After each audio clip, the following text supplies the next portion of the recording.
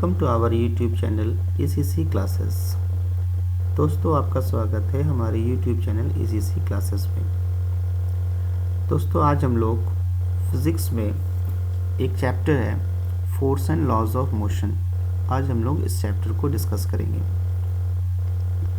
पिछले क्लासेस में हम लोगों ने मैथ्स के रियल नंबर को डिस्कस किया था क्लास 10 का, और आज हम लोग फिजिक्स के forces and laws of motion को डिस्कस करेंगे। अगर अभी तक आपने हमारे चैनल को सब्सक्राइब नहीं किया है तो प्लीज़ उसे सब्सक्राइब कर लें, और अगर ये वीडियो आपको अच्छी लगती है तो लाइक ज़रूर करें और कमेंट बॉक्स में कमेंट ज़रूर करें।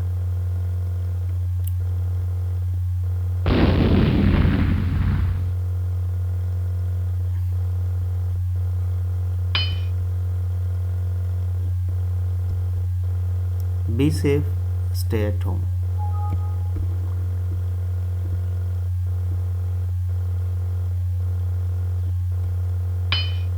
Forces and laws of motion, आज हम लोग इस चैप्टर को कंप्लीट करेंगे।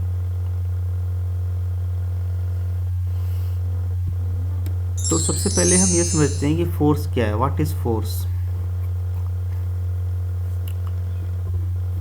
फोर्स का क्या क्राइटेरिया है? तो एक डेफिनेशन तो लिखा गया है आपको कि force is that cause which produces acceleration in the body on which it acts. Force एक कारण होता है जो किसी बॉडी में एक्सेलरेशन प्रोड्यूस करता है, जिस बॉडी पर ये फोर्स लगता है। अब फोर्स क्या क्या कर सकता है? तो जो फर्स्ट पॉइंट है इसमें, ए फोर्स और a set of forces can change the speed of a body. किसी बॉडी के स्पीड को ये चेंज कर सकता है। जैसे आपके सामने स्क्रीन पर एक बॉल है, ये स्टेशनरी है, इसकी कोई वेलोसिटी नहीं है, और एक बैट से जब हम इसे हिट करते हैं तो बॉल में एक मोशन आ जाता है। तो हम कह सकते हैं कि इस बैट के द्वारा इस बॉल पर एक फोर्स लगाया गया, because of that this ball gets the speed. 0 से इसका स्पीड कुछ हो गया, कोई एक सर्टेन वैल्यू हो गया। ए फोर्स और a set of forces can change the direction of motion of a body. एक फोर्स और सेट ऑफ फोर्स किसी बॉडी के डायरेक्शन को चेंज कर सकता है।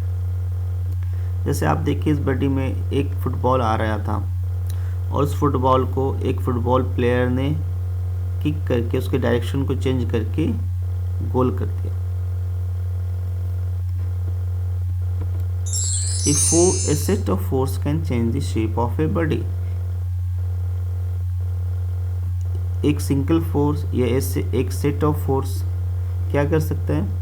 बॉडी के शेप को चेंज कर सकता है। जैसे कि आप इमेज में देख रहे हैं पिक्चर में कि एक बॉल है और उसे फिंगर से प्रेस कर करके, बॉल पहले क्या था, स्फेरिकल था, और उसे फिंगर से प्रेस कर करके उसे चपटा कर दिया गया, उस बॉल को दबा दिया गया। तो फोर्स ने क्या किया? उस बॉडी के शेप को भी चेंज कर दिया।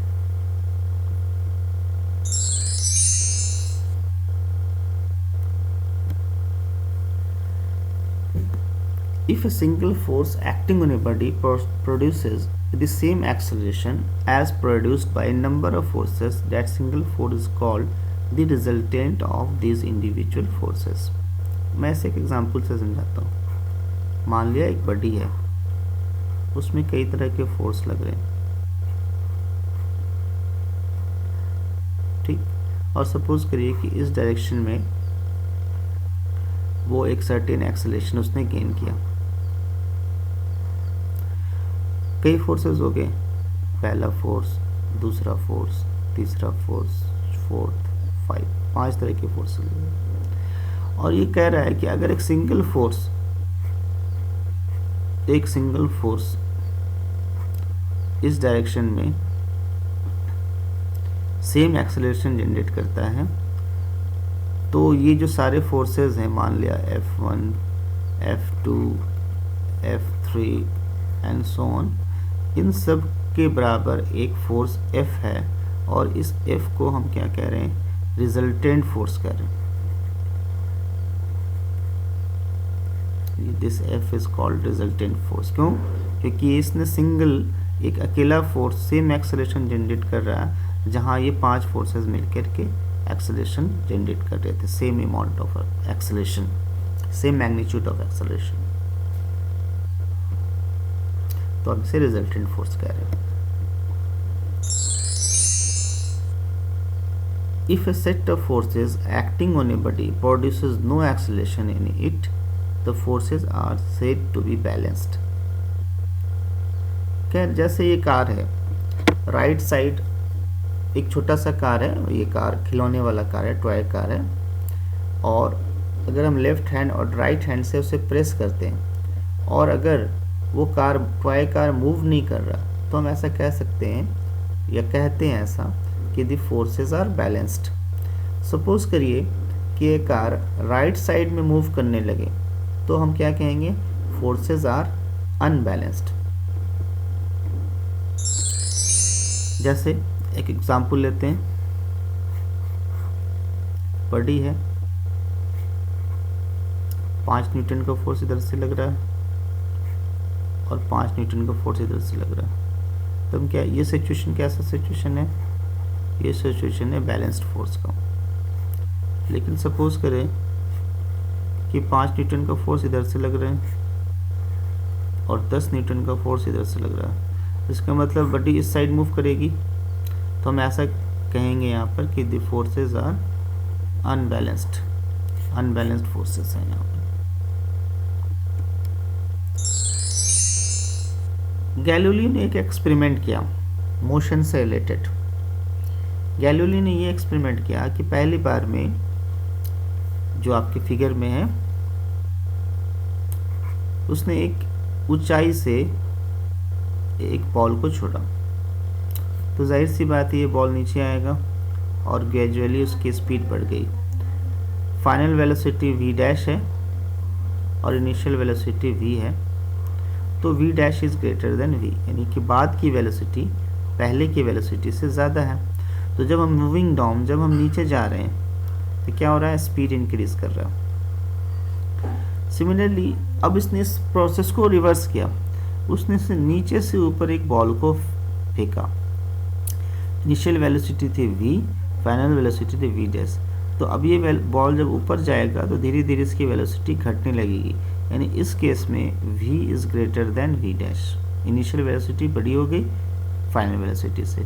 तो जब मूविंग अप है तो स्पीड क्या होगा, डिक्रीज करेगा। ध्यान से समझे इसे, क्वेश्चंस आते हैं कॉम्पिटिशन्स में भी, व्हाट इज गैलीलियोस एक्सपेरिमेंट, ठीक है।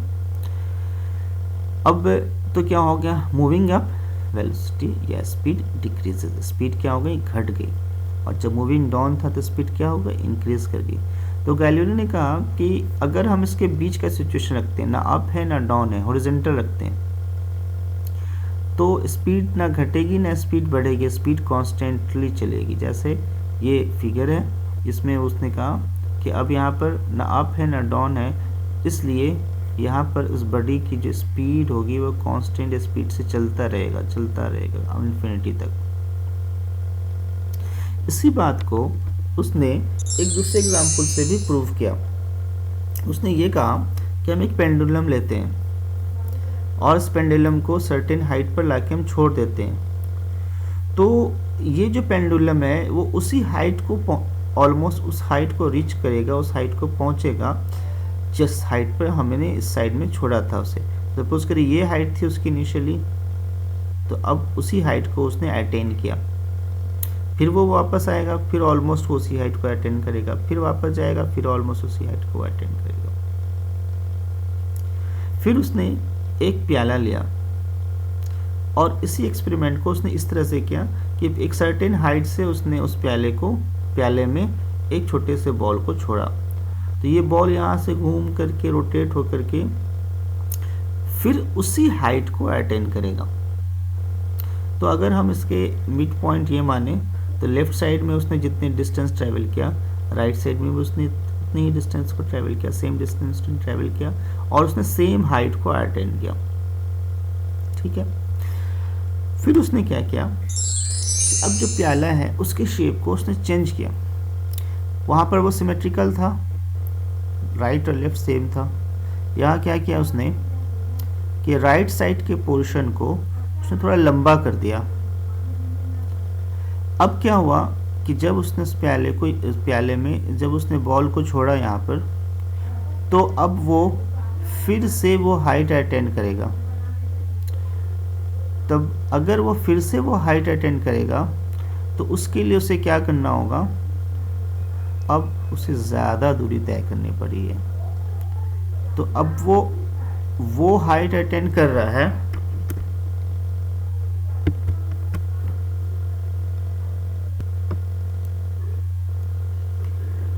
तो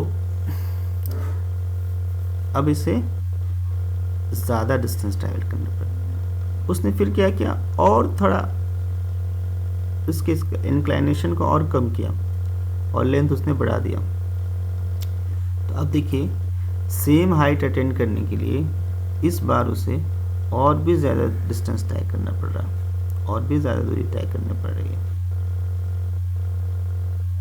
ठीक, अब उसने क्या किया कि उस शेप को उसने एकदम हॉरिजॉन्टल बना दिया। तो गैलीलियो ने ये कहा कि वो इस हाइट को अटेंड करने के लिए ये बॉल इन्फिनिटी तक जाएगा,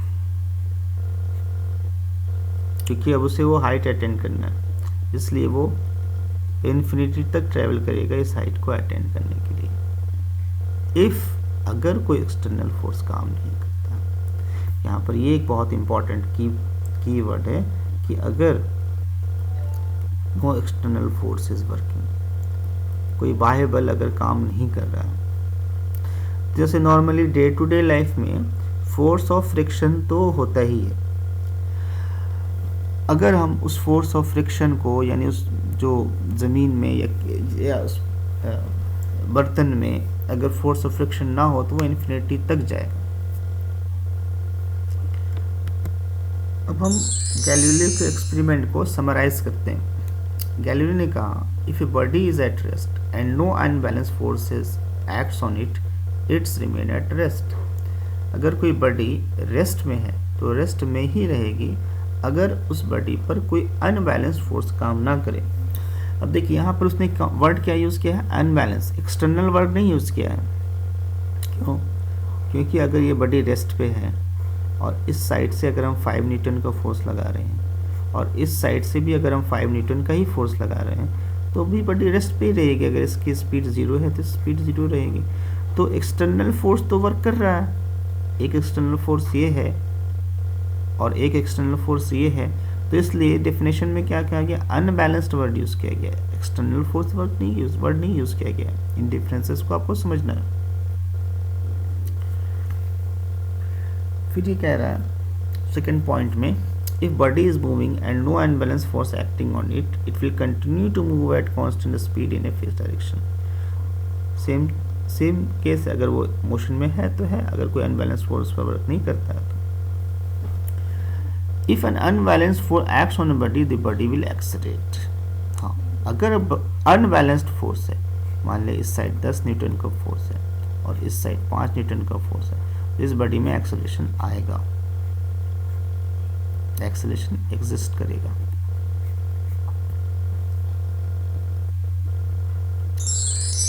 तो गैलीलियो के एक्सपेरिमेंट को न्यूटन ने कंक्लूड किया। इसलिए कई दफ़ा कई जगहों पर आपको ये भी मिलेगा, Newton's first law of motion है, वो उसका दूसरा नाम क्या है, तो वो गैलीलियोज के लॉ को भी कभी कभी कहा जाता है। तो Newton's first law is based on Galileo's experiment. इसलिए कभी आपको ये क्वेश्चन आता है तो आप इसे बताएं कि जो न्यूटन्स फर्स्ट लॉ है वो क्या है, गैलीलियो के एक्सपेरिमेंट्स पर बेस्ड है। न्यूटन ने उसको कंक्लूड किया, उसका सारांश निकाला। तो कैसे, तो इसलिए न्यूटन्स फर्स्ट लॉ क्या कहता है, if everybody remains in state of rest और uniform motion unless acted upon by a net external force. देखिए क्या वर्ड यूज होता है, नेट। जो नेट एक्सटर्नल फोर्स है ना, जो हम लोग अभी बात कर रहे थे बैलेंस्ड और अनबैलेंस्ड फोर्स की बात जो बात कर रहे थे, नेट एक्सटर्नल फोर्स, ये वही है बैलेंस्ड और अनबैलेंस्ड फोर्स। अगर उस पर कोई अनबैलेंस्ड फोर्स वर्क अगर कर रहा है तभी वो मोशन में आएगा और उसमें एक्सेलरेशन होगा। ये न्यूटन्स फर्स्ट लॉ। तो मैंने आपको बता दिया resultant force, balanced force, unbalanced force, external force, ये सारी चीज़ें मैंने बता दिया। फिर भी मैं उसे फिर से एक बार आपको कंक्लूड कर रहा हूँ। सबसे पहले है एक्सटर्नल फोर्स,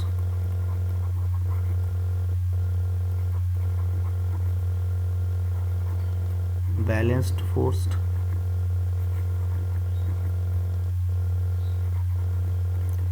अनबैलेंस्ड फोर्स और है नेट एक्सटर्नल फोर्स।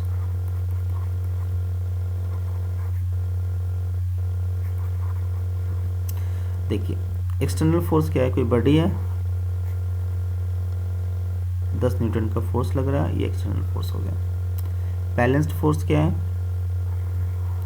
कोई बॉडी है, 10 न्यूटन का फोर्स इस साइड से लग रहा है, तो 10 न्यूटन का फोर्स इस साइड में बैलेंस्ड हो गया। अनबैलेंस्ड फोर्स क्या है, कोई बॉडी है, 10 न्यूटन का फोर्स इस साइड से लग रहा है, 5 न्यूटन का फोर्स इस साइड से लग रहा है, अनबैलेंस्ड हो गया, यानी बॉडी इस साइड में मूव करेगी क्योंकि इस साइड 10 न्यूटन ज़्यादा लग रहा है। और नेट एक्सटर्नल फोर्स क्या है, कोई बॉडी है, 10 न्यूटन का फोर्स इधर से लग रहा है, 5 न्यूटन का फोर्स इधर से लग रहा है, तो नेट फोर्स इस डायरेक्शन में 5 न्यूटन का लग रहा है। ये डिफरेंसेस है। इनर्शिया, व्हाट इज इनर्शिया, जिसे हम हिंदी में जड़त्व भी कहते हैं। हिंदी मीडियम बच्चे अगर इस वीडियो को देख रहे हैं तो आपकी बुक में ये जड़त्व के नाम से आएगा। द इनएबिलिटी, अक्षमता of a body to change on its own state, state का मतलब हो गया अवस्था, ऑफ रेस्ट यानी कि वो अपनी विरामावस्था या गति की अवस्था, यानी स्टेट ऑफ रेस्ट और स्टेट ऑफ यूनिफॉर्म मोशन।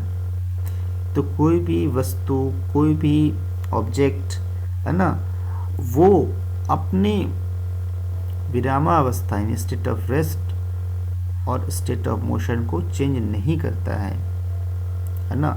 जो उसकी अक्षमता है, जो इनएबिलिटी है किसी बॉडी की, कि वो अपने आप नहीं चेंज होता है ना। अगर रेस्ट में है तो रेस्ट में रहेगा, यूनिफॉर्म मोशन में है तो यूनिफॉर्म मोशन में ही रहेगा, लेकिन वो खुद से चेंज नहीं कर सकता जब तक कि उस पर कोई अनबैलेंस एक्सटर्नल फोर्स वर्क ना करे। इसे हम इनर्शिया कहते हैं। इनर्शिया के एग्जांपल्स हैं आप आपके सामने फिगर में।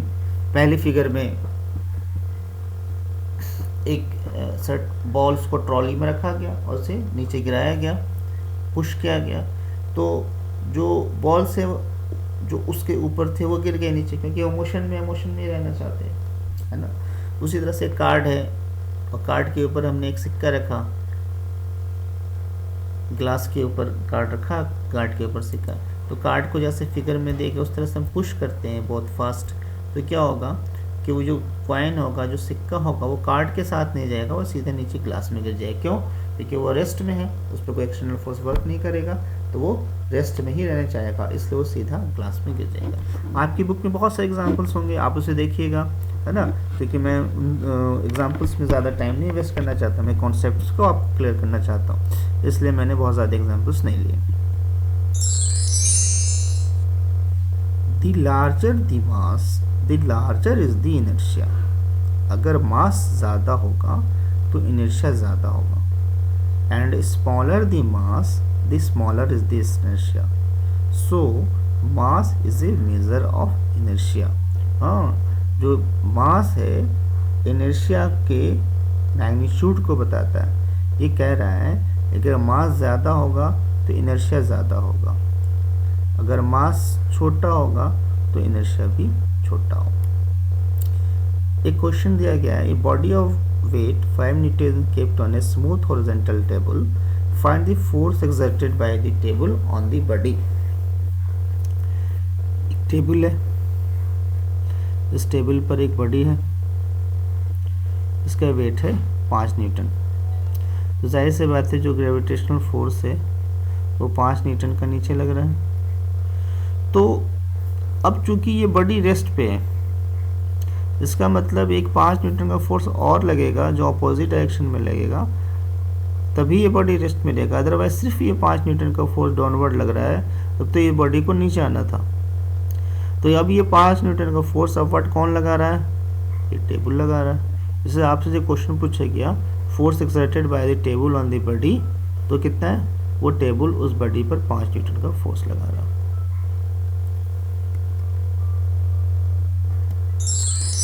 क्वेश्चन है, a block of weight 5 newton is placed on a horizontal table.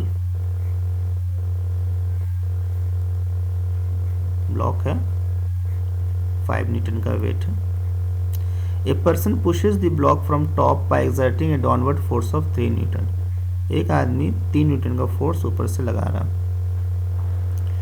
Find the force exerted by the table on the body. अब देखिए टोटल फोर्स डाउनवर्ड कितने लगे? 8, यानी कि ये जो टेबल है ना, ये जो टेबल है इस पर अपवर्ड डायरेक्शन में 8 न्यूटन का फोर्स लगाएगा, तभी ये बैलेंस्ड होगा, तभी ये बॉडी रेस्ट पर है। अगर अनबैलेंस्ड होता तो बॉडी ऊपर या नीचे आया था। Newton second law of motion.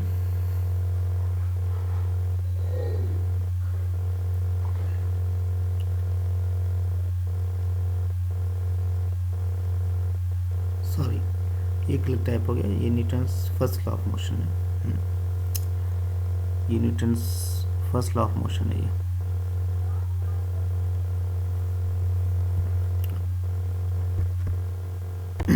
नहीं, ठीक है, ये ठीक है, एक मिनट, ठीक है। Newton second law of motion. Newton ने फोर्स, मास और एक्सेलरेशन के बीच एक रिलेशन एस्टैब्लिश किया कि इनके बीच क्या रिलेशन होगा। तो आपके सामने फिगर है, एक बड़ा सा मास है 400 केजी का, एक आदमी उस पर फोर्स लगा रहा है। तो देखिएगा वो परेशान है, वो उसको पुश नहीं कर पा रहा। और अगर उसे 40 केजी का वेट दिया गया तो वो आराम से उसे पुश कर रहा है। तो हम ऐसा कह सकते हैं कि पहले वाले केस में एक्सेलरेशन जो होगा वो कम होगा, और दूसरी वाले केस में एक्सेलरेशन जो होगा वो ज़्यादा होगा, मोर होगा। यहाँ पर एक्सेलरेशन जो है यहाँ पर ज़्यादा है, और यहाँ पर जो एक्सेलरेशन है वो लेस है। अब देखिए फोर्स तो सेम है, यानी आदमी तो सेम है, तो हम ऐसा कह सकते हैं कि जो मास है ज़्यादा है तो एक्सेलरेशन लेस है, इसलिए mass is inversely proportional to acceleration. ठीक, तो अब न्यूटन ने फोर्स, मास, एक्सेलरेशन इस पर एक्सपेरिमेंट किया। उसने देखा कि जैसे ही हम फोर्स बढ़ाते हैं वैसे एक्सेलरेशन भी बढ़ जाता है, यानी फोर्स प्रोपोर्शनल टू एक्सेलरेशन हो गया। तो इस तरह से उसने जो एक्सपेरिमेंट किया उसने ये कंक्लूड किया कि फोर्स मास इंटू एक्सेलरेशन के डायरेक्टली प्रोपोर्शनल होता है, और फोर्स बराबर होगा मास इंटू एक्सेलरेशन। मास को हम केजी में मेज़र करते हैं और एक्सेलरेशन को मीटर पर सेकंड स्क्वायर में मेज़र करते हैं, और ये किलोग्राम मीटर पर सेकंड स्क्वायर को हम कहते हैं न्यूटन। यानी फोर्स की एसआई यूनिट क्या है? फोर्स की एसआई यूनिट है न्यूटन। फोर्स एक वेक्टर क्वांटिटी है, फोर्स एक वेक्टर क्वांटिटी है और इसके एसआई यूनिट है न्यूटन। आपके सामने फिगर में ये जो वेक्टर का साइन दिया गया है, ये वेक्टर का साइन होता है। हो सकता है कि आप अपर क्लासेस में इन चीज़ों को सीखें, फिर भी ये साइन वेक्टर को शो करता है। और जो फोर्स का डायरेक्शन होगा वही एक्सेलरेशन का भी डायरेक्शन होगा। फोर्स जिस डायरेक्शन में होगा उसी डायरेक्शन में एक्सेलरेशन भी होगा, दोनों सेम होगा। देखिए ऊपर में क्या डेफिनेशन लिखा हुआ, the magnitude of the net force acting on a body is proportional to the product of the mass of the body and its acceleration, the direction of the force is the same as that of the acceleration. अच्छा, कई books में आपको इसे इस तरह से भी start किया गया है, f equal to k into m ए, क्योंकि प्रोपोर्शनल कह रहा है वो, मतलब ऐसे आप सोचिए इसको, मैं फिर से लिख रहा हूँ उसको, force is directly proportional to mass into acceleration, फिर उन्होंने लिखा है f equal to k into m a. तो फिर आफ्टर एक्सपेरिमेंट ये पाया गया जो के का वैल्यू 1 होता है, इसलिए एफ बराबर एम ए हो जाएगा। एक क्वेश्चन है, a force F1 acting on a 2 kg body produces an acceleration of 2.5 metre per second square.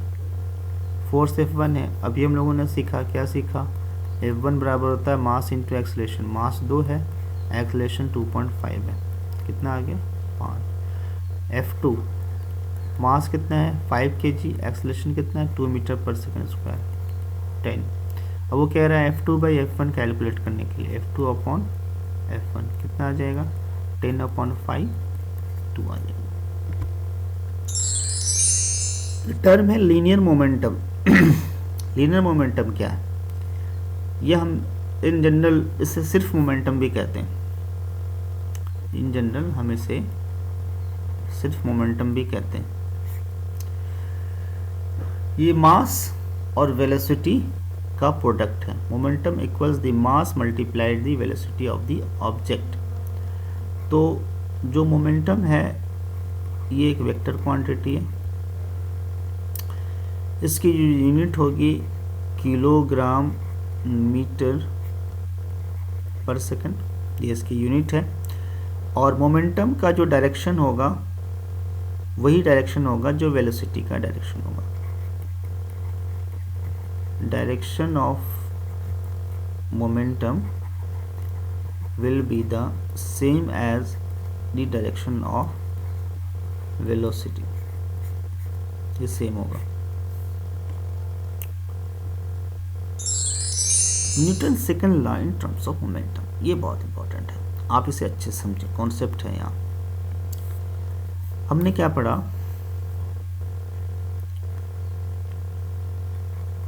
F बराबर मास इंटू एक्सेलरेशन,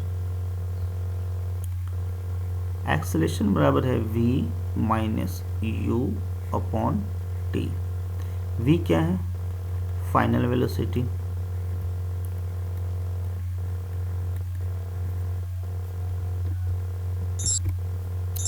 u क्या है, इनिशियल वेलोसिटी, u है इनिशियल वेलोसिटी। ये हो गया mv minus mu upon T, m से multiply करते हैं mv माइनस mu। अभी हमने पढ़ा थोड़ी देर पहले पिछले स्लाइड में कि मास इंटू वेलोसिटी क्या होता है, मोमेंटम होता है, वेलोसिटी फाइनल वेलोसिटी। मोमेंटम को हम p से डिनोट करते हैं, तो m into v final momentum हो गया, m into u initial momentum हो गया। तो हम ऐसा कह सकते हैं p2 minus p1 upon T. अच्छा, मैं जो एक्सप्लेन करता हूँ इसमें मैं वर्ड्स ज़्यादा नहीं लिखता, कि वर्ड्स आपकी बुक में लिखी होती है, मैं कॉन्सेप्ट पर ज़्यादा फोकस करता हूँ, ठीक है। इसलिए P2 माइनस P1 क्या हो गया, change in momentum upon t. तो डेल P में डेल टी क्या हो गया, rate of change of momentum. तो हम यहाँ पर इसे ऐसे डिफाइन करते हैं, net force equal to change in momentum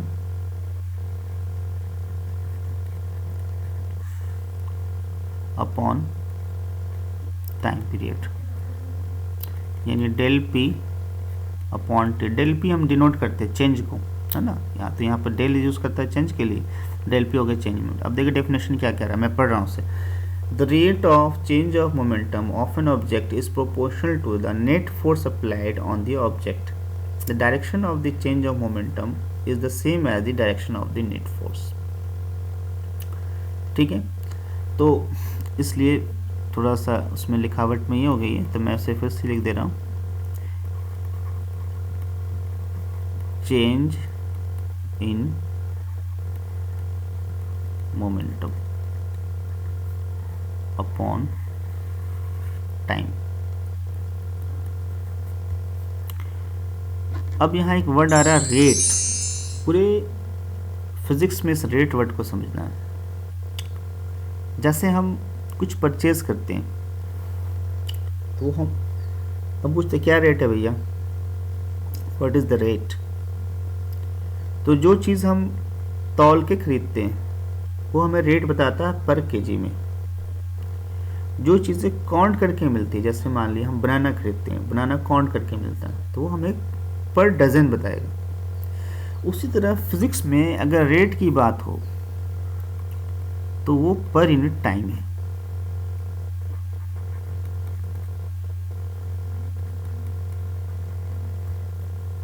ठीक है, अब देखिए rate of change of distance. अगर हमने rate of change of distance का तो हम क्या कहेंगे, distance upon time is defined as speed.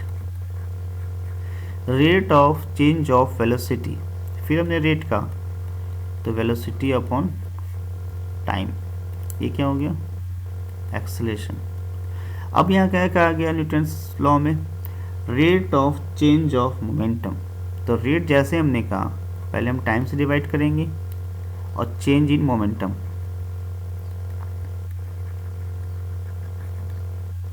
ये rate of change in momentum del p upon t. इसलिए फिजिक्स में जब भी रेट अगर की बात करें तो पर यूनिट टाइम, उसका मतलब होता है पर यूनिट टाइम।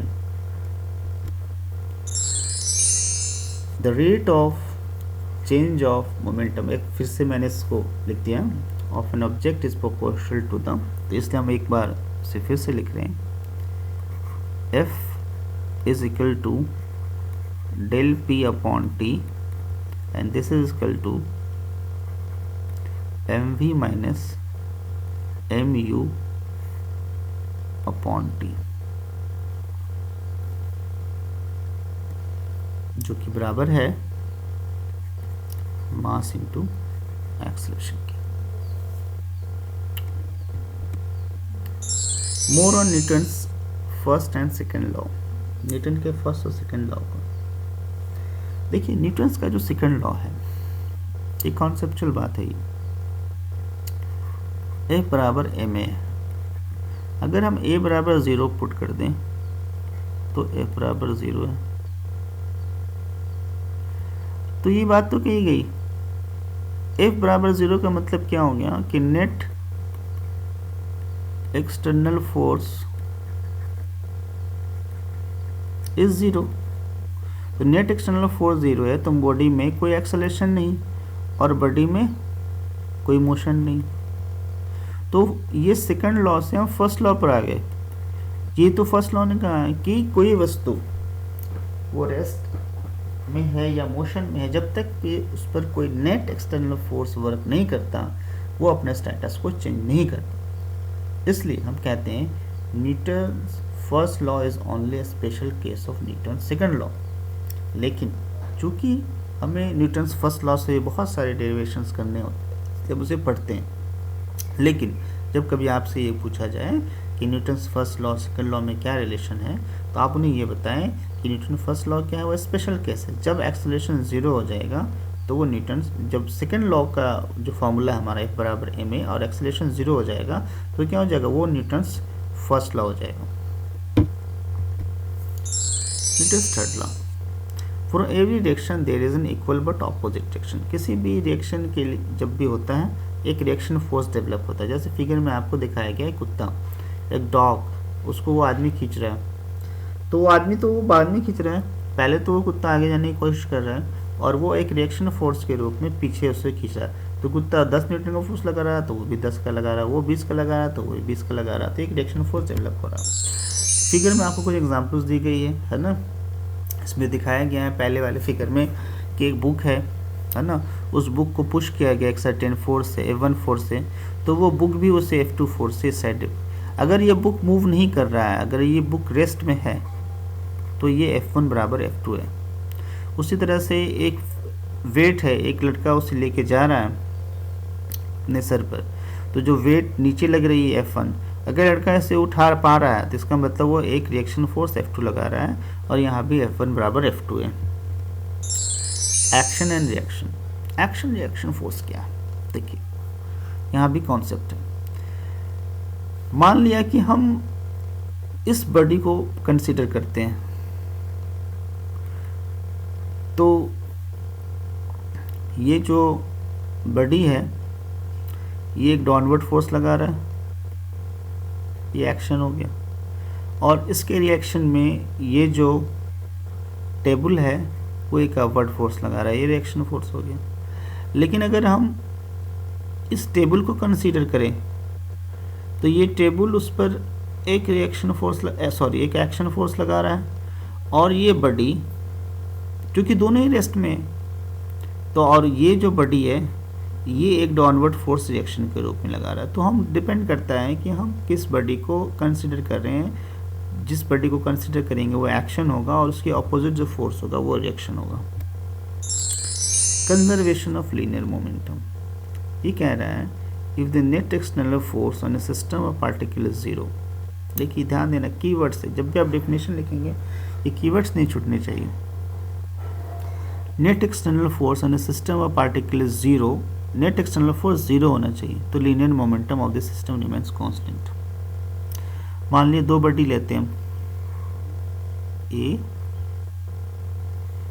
बी, मान लेते हैं इसकी इनिशियल वेलोसिटी u1 है, इसकी इनिशियल वेलोसिटी u2, और आफ्टर सर्टेन टाइम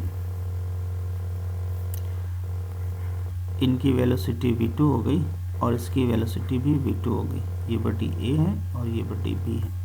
तो अगर initial momentum m1 u1 plus m2 u2 है, तो फाइनल मोमेंटम m1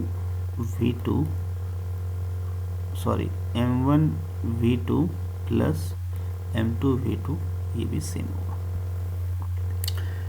तो दोस्तों आज इतना ही रखने देते हैं, और जब नेक्स्ट क्लास होगी तो नेक्स्ट क्लास में फिर हम लोग इस कंजर्वेशन ऑफ मोमेंटम को प्रूव भी करेंगे, और इसके बाद कुछ न्यूमेरिकल्स भी सॉल्व करेंगे जो हम लोगों ने इस चैप्टर में फार्मूलाज पढ़े।